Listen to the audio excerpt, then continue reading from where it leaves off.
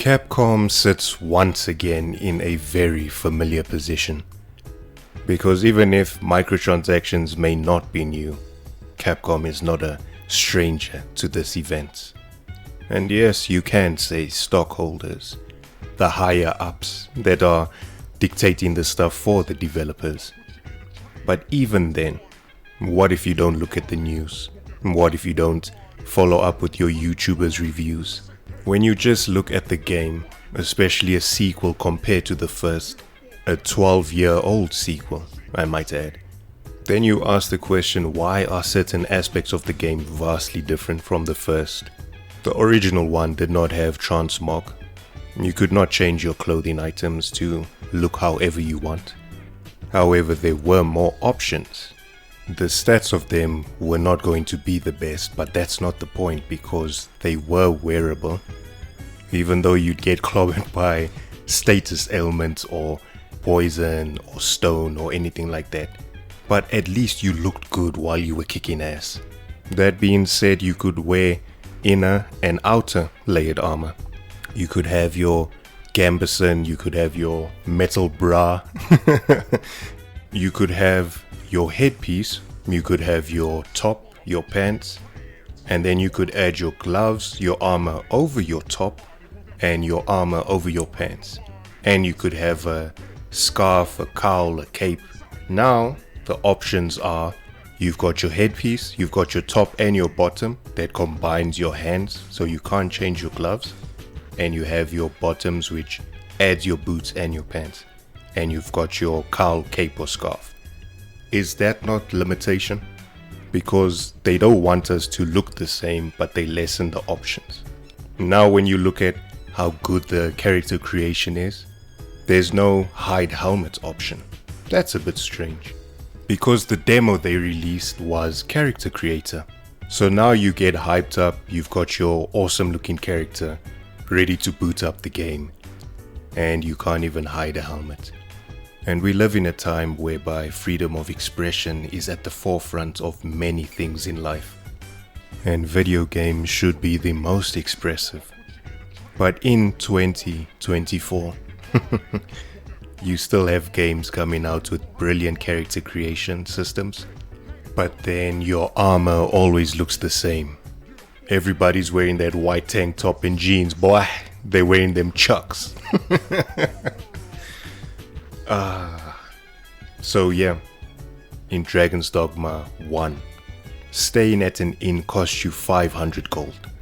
500 gold. Dragon's Dogma 2 costs 2000 gold. It doesn't matter what area you're in, you're gonna pay 2000 gold. When you go to the tavern, it doesn't matter if it's in the common quarter or if it's in the slum quarter. You're gonna pay 2000 gold for a round for everybody. How does that make sense? And in Dragon's Dogma 1, when you wanted to edit your character's looks, the royal treatment costs you 3000 gold.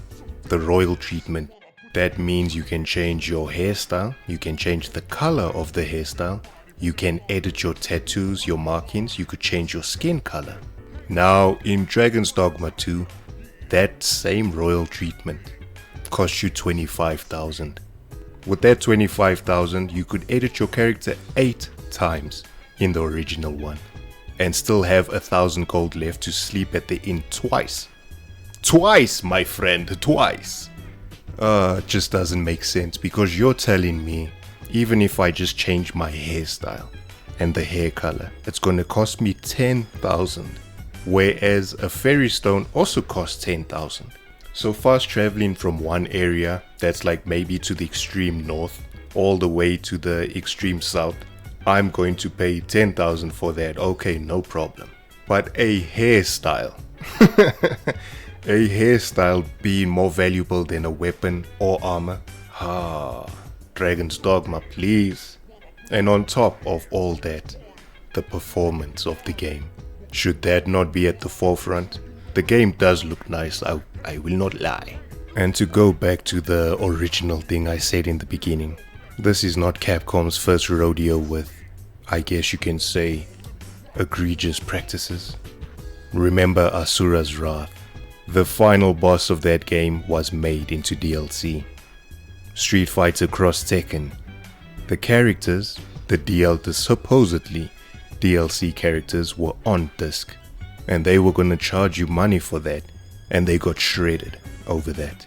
Resident Evil 2 Remake had microtransactions, where you could essentially bypass the difficulty of the game and just buy the items you're supposed to unlock. Resident Evil 3, a lot of cut content, basically Resident Evil 2 expansion, but you could move around and shoot this time.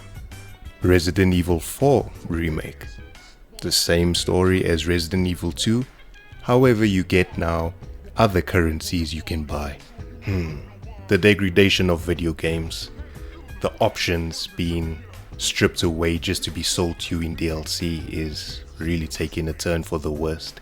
But people like me who will always mention it will get drowned out, because it's either you don't have the money or you're crying about something that's insignificant. It's optional, bro. I don't know why you're even crying.